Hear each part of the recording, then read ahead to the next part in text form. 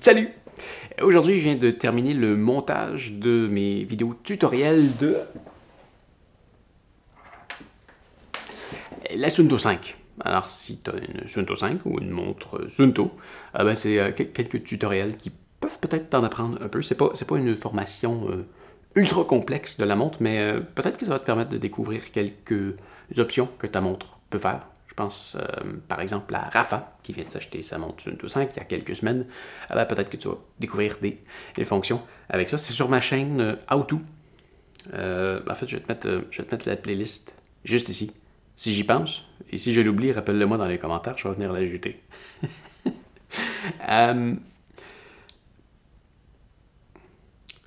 Donc ça, techniquement, c'est le temps que tu vois la vidéo. C'est en ligne. Cela dit, j'ai reçu quelque chose que j'ai bien hâte d'essayer. Je vais te montrer ça, mais avant j'avais une question aussi, parlant de montre, de Kishar, qui m'avait posé une question l'autre jour sur la fameuse Garmin Tactics par rapport à son rechargement. Tu me disais, Pascal, c'est encore moi, je vais poser ma question autrement parce que je t'avais mal compris.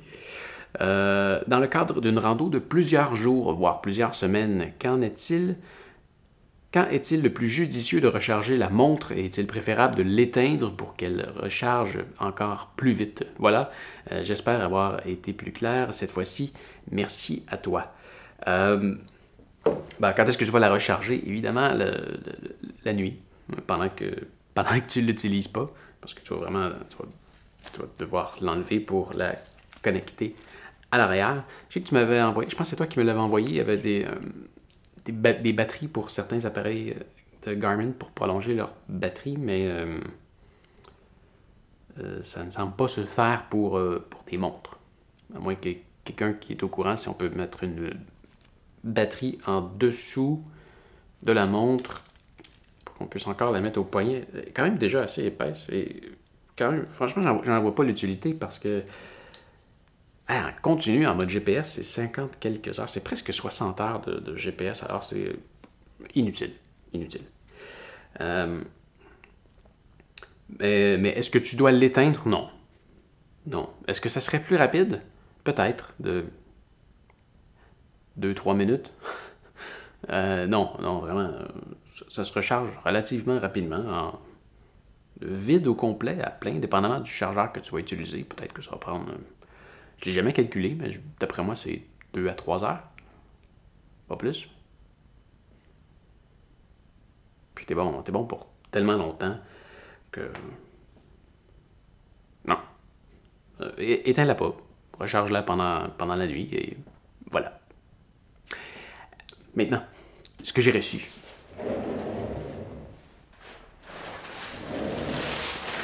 C'est un énorme colis.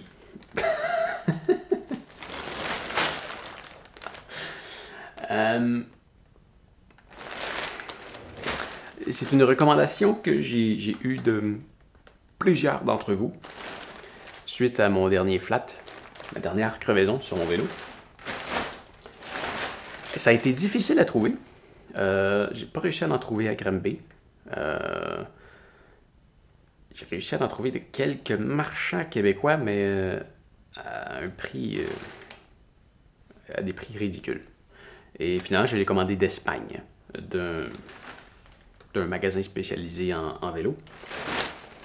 Je te laisserai les liens dans la description si jamais ça t'intéresse. Mais j'ai hâte de les essayer.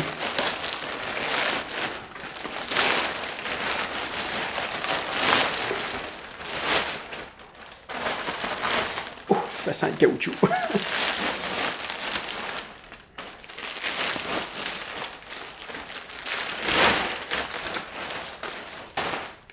Il s'agit des fameux pneus Schwebel Marathon. Marathon plus. Donc, je vais changer les deux. Je vais réessayer mon vélo. Je vais changer ça dans les prochains jours, probablement. Et on sent que c'est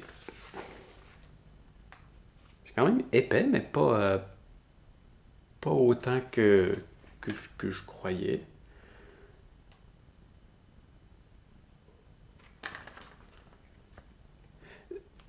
Mais oui, c'est quand même... c'est quand même épais. C'est quand même épais.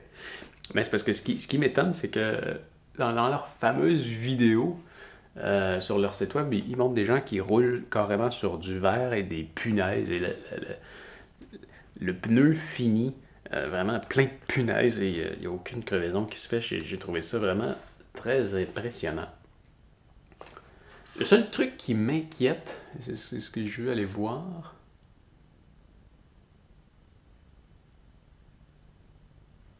Ah non, c'est bien. Ah non. Ah là, je suis content. Je peux le gonfler jusqu'à 115 PSI. Donc c'est de 85 à 115. Et ça, en bar, c'est de 6 bars à 8 bars qui est recommandé de le gonfler. C'est vraiment lui? Schwebel Marathon Plus. Voilà. Donc c'est un pneu anti-crevaison.